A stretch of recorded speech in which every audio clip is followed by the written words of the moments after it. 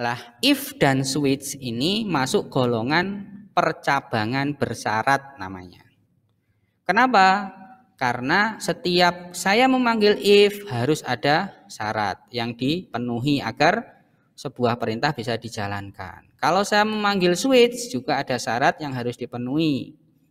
Ya, maksudnya syarat itu kondisi-kondisi seperti ini loh. Yang cocok agar bisa menjalankan perintah. Tanpa itu ya tidak jalan perintahnya. Kalau tidak diberikan syarat atau kondisi yang cocok ya tidak akan jalan kan gitu. Makanya disebut dengan percabangan bersyarat. Apakah ada Pak percabangan tidak bersyarat? Ada. Jadi tanpa babi bu ya langsung dia melakukan percabangan. Nah, disebut dengan percabangan tanpa syarat. Apakah ini nanti kepake Pak dalam pemrograman? Sangat kepake bisa. Tergantung kasus yang kamu hadapi. Kita akan belajar perintah percabangan tanpa syarat. Perintahnya apa? Perintahnya adalah goto. Ya. Kalau pakai else saja, maksudnya bagaimana Mas Ahmad Fatoni? Else di mana Mas? Di sini. Else di sini. Balik lagi ke atas berarti ya. Oke, nggak apa-apa. Misalkan saya pakai else saja di sini itu logikanya bagaimana? Saya menerjemahkan pertanyaan Mas Fatoni seperti itu. Kita logika ya. Yang atas berarti kalau tanggalnya antara tanggal 1 sampai tanggal 20 bulannya Januari. Else itu berarti selain ini. Bulannya Januari tapi tanggalnya selain ini. Bagaimana Pak?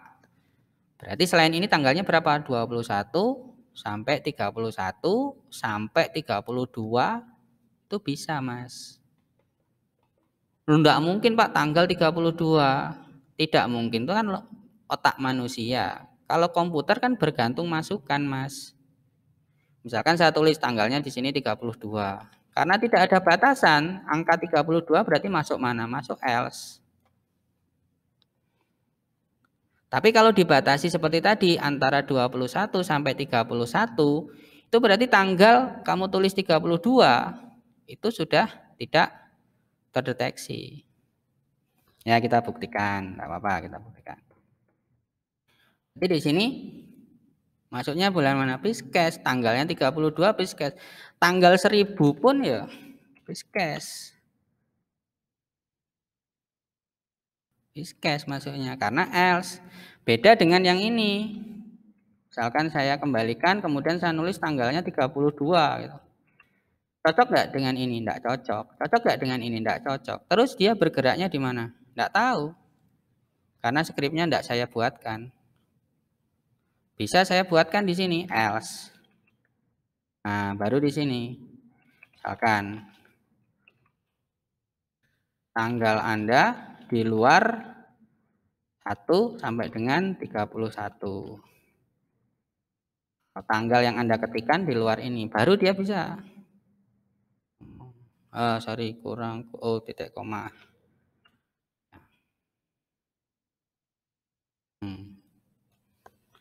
Jadi pastikan Anda memahami kata else. Else itu berarti pilihan terakhir sebenarnya. Jika syarat yang ada di atasnya sudah tidak dipenuhi sama sekali, maka else itulah pilihan terakhir. Kalau di dalam switch default. Ya.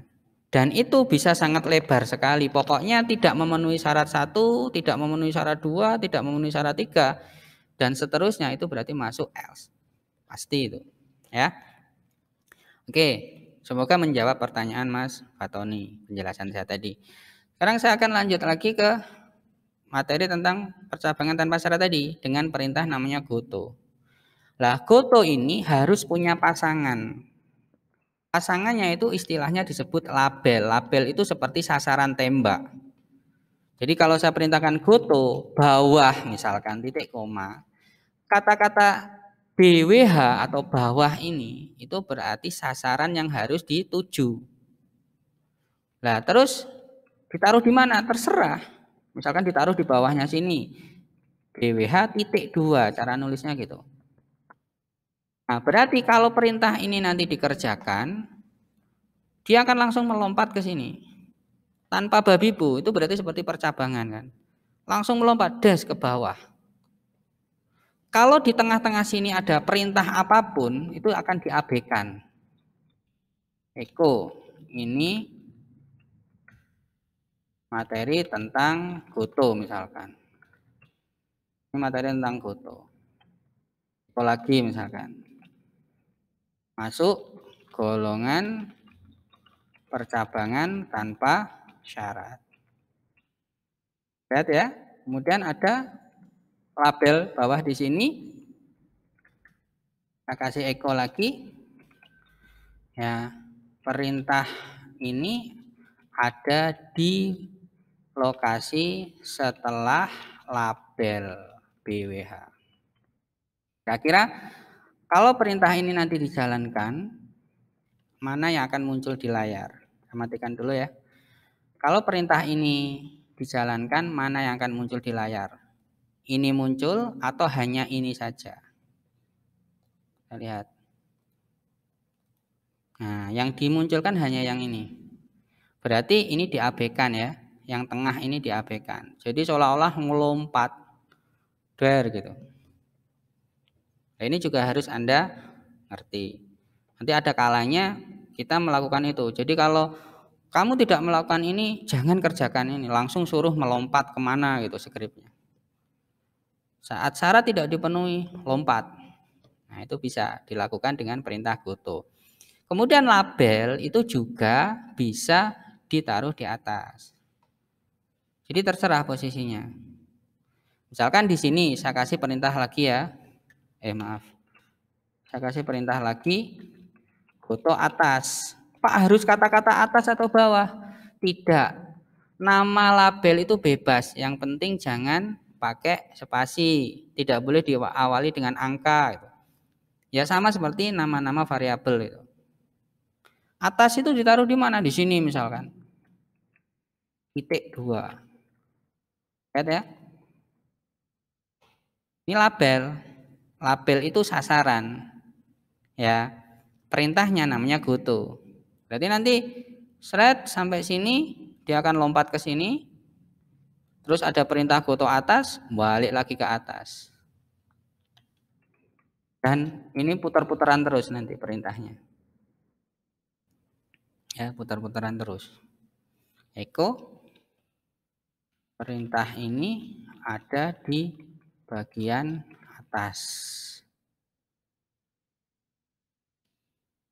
Lihat.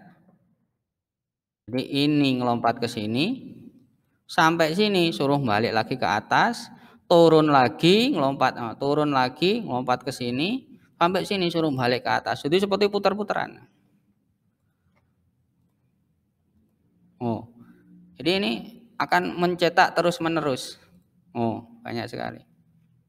Kenapa? Karena turun nyetak, naik nyetak, turun nyetak, naik nyetak, tidak ada habisnya. Ya, tidak ada habisnya. Dan ini akan masuk golongan namanya perulangan tidak terbatas. Karena dia akan terus berulang-ulang. Kenapa berulang-ulang? Karena perintahnya diputar-putar. Lompat ke bawah, lompat ke atas, lompat ke bawah, lompat ke atas, lompat ke bawah, lompat ke atas. Lah, inilah dasar untuk kita membahas namanya perintah perulangan.